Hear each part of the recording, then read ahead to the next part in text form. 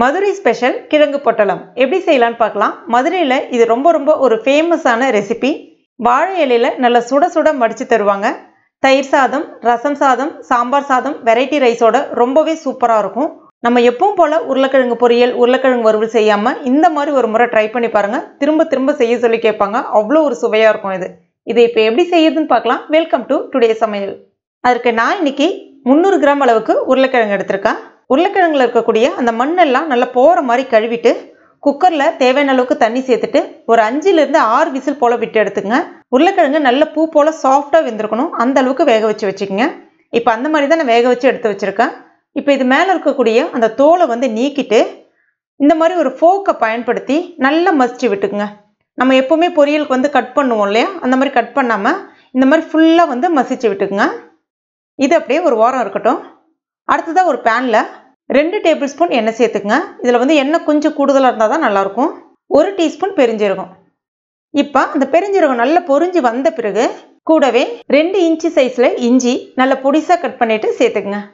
கூடவே பொடிசாக கட் பண்ண 10 பல்லு பூண்டு, பொடிசாக கட் பண்ண பச்சை மிளகாய் 2 சேர்த்துட்டு 1 நிமிஷத்துக்கு அதனுடைய பச்சை ஸ்மெல் போகிற அளவுக்கு நல்லா வதக்கி விட்டுக்கலாம். அடுத்ததாக நல்ல பெரிய வெங்காயமாக 1 எடுத்திருக்கேன். பொடிசாக கட் பண்ணிவிட்டு அதையும் இப்போ இது கூட சேர்த்துட்டு வெங்காயம் நல்லா கொஞ்சம் அப்படியே பொன்னிறமாக சிவந்து வர்ற அளவுக்கு இதை நம்ம வதக்கி விட்டுக்கணும். கூடவே இதற்கு தேவையான அளவுக்கு உப்பு சேர்த்துக்குங்க. இப்போ பாருங்கள், ஒரு 80% வெங்காயம் நல்லா அப்படி வதங்கி வந்திருக்கு. ஸ்டவ்வை கம்ப்ளீட்டாக சிம்மில் வச்சுக்கோங்க. இப்போ இதில் நம்ம மசாலா சேர்த்துக்கலாம். 1.5 டீஸ்பூன் மிளகாய் பொடி, தனி மிளகாய் பொடி, காஷ்மீரி மிளகாய் பொடி கொஞ்சம் கலந்து வச்சுருக்கேன், சேர்த்துருக்கேன். கடை மிளகாய் பொடினா காரம் கொஞ்சம் கூடுதலாக இருக்கும். 1 டீஸ்பூன் சேர்த்துக்குங்க, சரியாக இருக்கும். கூடவே 1/2 டீஸ்பூன் மஞ்சள் பொடி சேர்த்துட்டு ஒரு 2 நிமிஷத்துக்கு நல்லா வதக்கி விட்டுக்குங்க. அந்த வெங்காயம் அப்படியே நல்லா ஃபுல்லாக வெந்து வரணும். அந்த அளவுக்கு வதக்கி விட்டுக்குங்க. இப்போ பாருங்கள், இந்த மாதிரி. இப்போ இதில் கொஞ்சமாக கருவேப்பிலை இலைகள் சேர்த்துக்குங்க.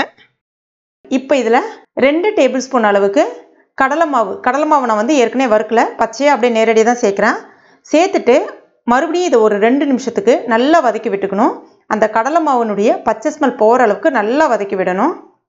இந்த ஸ்டேஜில் உங்களுக்கு எண்ணெய் பத்தாத மாதிரி இருந்துச்சுன்னா தேவையான அளவுக்கு கொஞ்சமாக எண்ணெய் சேர்த்துங்க. கடலை மாவு சேர்க்கும் போது இப்போ ஒரு 2 நிமிஷம் கழித்து இந்த மாதிரி நம்ம விட்ட எண்ணெய் லைட்டாக அப்படியே கடலை மாவு பிரித்து விடும்.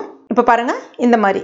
இப்போ நம்ம ரெடி பண்ணி வச்சுருக்க அந்த உருளைக்கிழங்கை சேர்த்துட்டு நல்லா ஒரு 2 நிமிஷத்துக்கு நல்லா அப்படி கலந்து விட்டுக்குங்க. அந்த மசாலா எல்லாம் அந்த உருளைக்கிழங்கோட நல்லா பிறண்டு வரணும். இப்போ பாருங்கள், சூப்பராக ரெடி ஆகிடுச்சு. கடைசியாக கொஞ்சமாக கொத்தமல்லி இலைகள் தூவிடுங்க. இப்போ இது ரெடி ஆகிடுச்சு, அப்படியே ஒரு வாரம் இருக்கட்டும். அடுத்ததாக ஒரு வாழை இலை ஒன்று எடுத்திருக்கேன். நல்லா கழுவிட்டு இந்த மாதிரி ஸ்டவ் மேலே வச்சு லைட்டாக அப்படி ஹீட் பண்ணிக்கங்க. அப்போ தான் மடிக்கிறதுக்கு சுலபமாக இருக்கும், அதுக்காக தான். இப்போ இதில் நல்லா சுட சுட நம்ம ரெடி பண்ணி வச்சுருக்க அந்த உருளைக்கிழங்கை அப்படி வைக்க வேண்டியதான். வச்சுட்டு இப்படி மடிச்சிட்டிங்க அப்படின்னா மதுரை ஸ்பெஷல் உருளைக்கிழங்கு பொட்டலம் ரெடி ஆகிடுச்சு. இப்போ இதை நம்ம தயிர் சாதத்தோடு வச்சு பரிமாறி சாப்பிட்டோன்னா ஆஹா, அவ்வளோ ருசியாக இருக்கும். ரொம்ப அட்டகாசமாக இருக்குங்க. தயிர் சாதம், சாம்பார் சாதம், ரசம் சாதம், வெரைட்டி ரைஸ் இது கூடலாம் தொட்டு சாப்பிடும்போது அவ்வளோ அட்டகாசமாக இருக்கும். நீங்கள் வேணால் கண்டிப்பாக ட்ரை பண்ணி பாருங்கள். எப்பவும் போல் நம்ம உருளைக்கிழங்கு செய்யாமல் இந்த மாதிரி ட்ரை பண்ணி பாருங்கள். அதனுடைய டேஸ்ட் வேறு லெவலாக இருக்கும்.